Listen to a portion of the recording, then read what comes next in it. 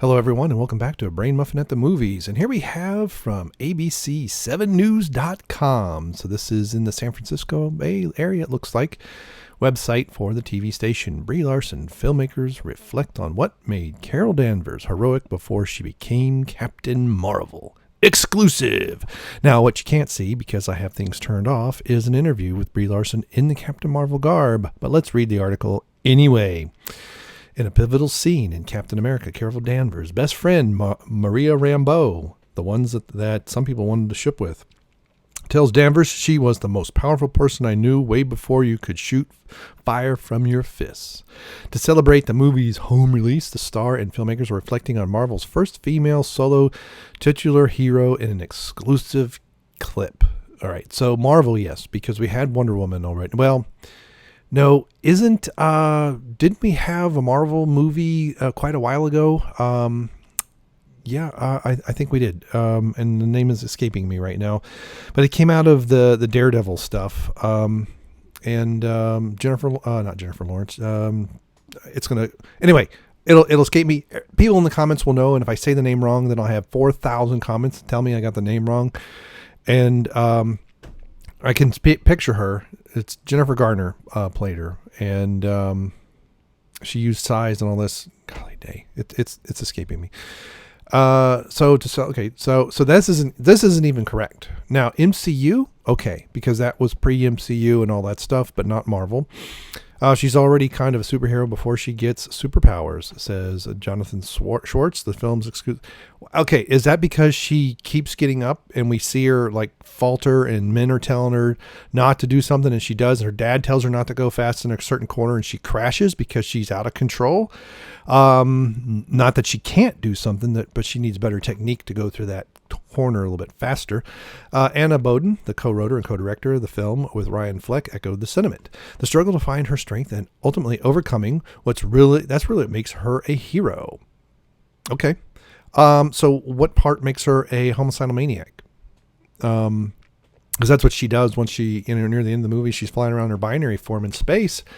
She's just killing people right and left. Whole ships full of people she's blowing up. The struggle to find her strength and ultimately overcoming, I already read that. Brie Larson, the Oscar-winning actress who brings Danvers to life, said that while Danvers is powerful, she's also complex. So complex and so layered, and so we think she's just a block of wood, but actually that's just a very thin veneer, or the crust on the ice cream, and what's underneath is so glorious and delicious and has multiple flavors. If only the sexist, bigoted morons could get past that, they could see how complex she is. She has this desire for perfection and also this leniency to having this open heart. When? Toward Monica and Maria. Not toward anyone else, but to those two, I guess. In the deleted scene, we see her assault a man, and in the movie itself, we see her assault multiple people. Now, granted, she assaults a Skrull on the subway. Then she discovers that she's been lied to, and now the Skrulls are people too, and they need to be immigrants somewhere, even though they really kind of invade and take over and attack people. But that's okay. But I'm going to blow up the Kree ships full of people because my heart is so open and so loving. Messiness between the two of these things. Adding that there's messiness between. Okay. Between what? Perfection and leniency? Or leniency and having this open heart, or perfection and open heart. I don't know.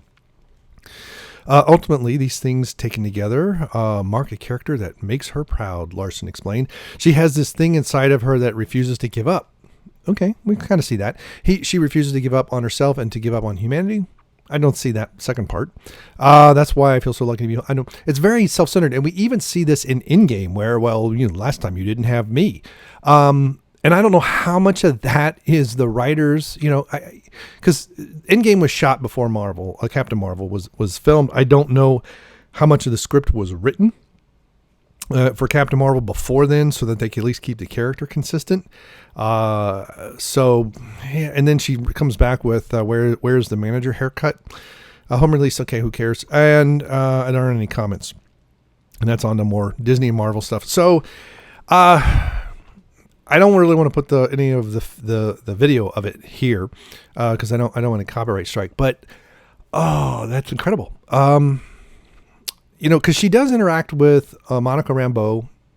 Monica, helps her choose her colors and all that kind of stuff with the suit. Monica, seems very smart. Now, granted, Monica Rambeau is a character within the Miss Marvel, Captain Marvel history, and so there's potential there that at some point they may pass the torch or something like that. That would be interesting. But because Monica Rambeau was Miss Marvel back in the 80s, but this is very, very odd because nothing here says. The character is not deep, and there really isn't a lot of heroic. I mean, Wonder Woman was much better. She had to learn some stuff. Yes, she had superpowers, and she was all powerful, and a bit of a Mary Sue in the fact that she had good blood, but she wasn't. She had to struggle stuff, right? I surely shouldn't call her Mary Sue because she trained all her life, right? She was trained all her life for fighting and stuff. Didn't really know her full potential, full power, and where she came from. She later learned that. And then she wanted to escape because she felt she wanted to see the world. And of course, killing God of War was part of that, Ares. But she didn't know anything about London, and she had to kind of understand some things. And yes, we had a little bit of feminism in here, call that slavery, not, being a secretary, that kind of stuff. There was a few things, but she opened her heart to a man. She fell in love. Unfortunately, she didn't make the heroic sacrifice, which I think would have been interesting if she would have been rather injured. Let's say look at the first or even second Spider-Man movie, where the first one you have he fights the Green Goblin. This was the first one with Sam Raimi and Tobey Maguire. He fights nearly to the death. Basically, his spider senses really save him, and in some ways, the Green Goblin kills himself, and but he's very remorseful because it's his friend's dad, and his friend doesn't know it. And then in the second one, Doc Ock almost beats him.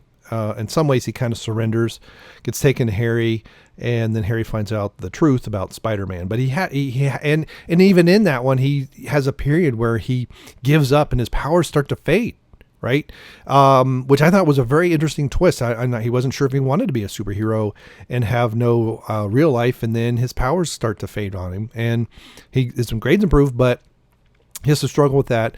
Wonder Woman has to struggle with various things, and all Captain Marvel has to struggle with is this chip that's holding her back, and all these men who are telling her what she can't do.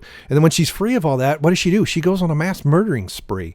Whereas in Wonder Woman, she wants to kill the general because she thinks that Ares is that general, and she gets stopped. And so, Steve Trevor stops her from killing the German. She eventually, gets and does kill him, but it doesn't do anything because that's not Ares. So, and then there's been with the deleted scene, there's things with Terminator.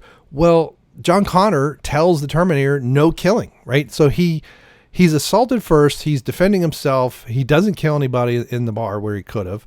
And then later when they're running from the police, and even with the minigun, he tells them no killing. And so he does a lot of destruction and gets cops to kind of duck, but he verifies no fatalities. Whereas Captain Marvel is just killing people right and left, and it's kind of sad. And if this is what we're to expect, they're only going to get worse from here. And Captain Marvel's not really much of a superhero at all. She's a fraud, and I fear, I know we're going to get a Wasp movie and some other stuff coming down the pike, and I'm hoping they don't repeat this. I'm hoping that the next movies are better. I've seen Brie Larson emote. I think she's a better actress than what's in Captain Marvel. But let's get some better writing, some better directing, and I think we'll get more out of this character. Captain Marvel of late has a problem because the comic book keeps getting rebooted. Why don't you move away from the comic book then? Why don't you go back to some of the characteristics of Miss Marvel in the 90s, early 2000s? I know that outfit's very, very skimpy. You don't have to do that, but some of the characteristics that made her popular, and maybe even some of the characters of Monica Rambeau, and maybe have Monica be some kind of like a Miss Marvel thing, as opposed to Kamala Khan and these other ones that no one likes. And if you really want to have a nice, powerful character that's a 2000s character, then let's bring up Dust and have her appear. I know she's a part of the X-Men, but I don't know who, if anyone has the rights to bring her to the screen. But there you go. There's a very strong female character that really, I think, I know Ethan helped create her, but I don't think her full potential was ever realized. But so let's pull that forward, and it's part of the 2000s already. She's part of the 2000s. She's not, a holdover from the 70s or the 80s or anything like that, like so many of the X-Men are. And let's bring her forward and have her on screen and participate and have more well-written female characters. That's the problem. Well-written female characters. We have, for decades, we were able to do it. I know we can go back, just get the politics out of it, all of it. Just tell a good story, have good characters. I mean, we already have a suspension of disbelief because these people are flying around and doing incredible things. But let's have them relatable, let's have them likable, and let's have a good movie as opposed to just, beating us over the head with whatever you believe in, because that changes too much. All right. Thank you so much. So what do you think? Do you think, I don't find Captain Marvel very heroic at all. I find her to be, really to be a scam and to be a bit of a, maybe, I don't know, genocidal is a little bit strong, but definitely a homicidal maniac, perhaps bipolar, maybe schizophrenic, and or psychopathic, not schizophrenic, psychopath. I think she's a murderous psychopath, and let's not continue that. Let's make that character better. All right, thank you so much, and we'll see you. Goodbye. Okay, hold on. Is that better? All right, yeah, I'm gonna pull back because we're getting too much. I don't know if it should be in here or I should be way up here. I think it's this way, and I think it's in the front, and that's good. And I'll back away. No, that's my voice. That's, okay, that sounds better-ish. I don't know, but it's always blown on me. Okay, I know I'm wasting time. All right, 3, 2, 1.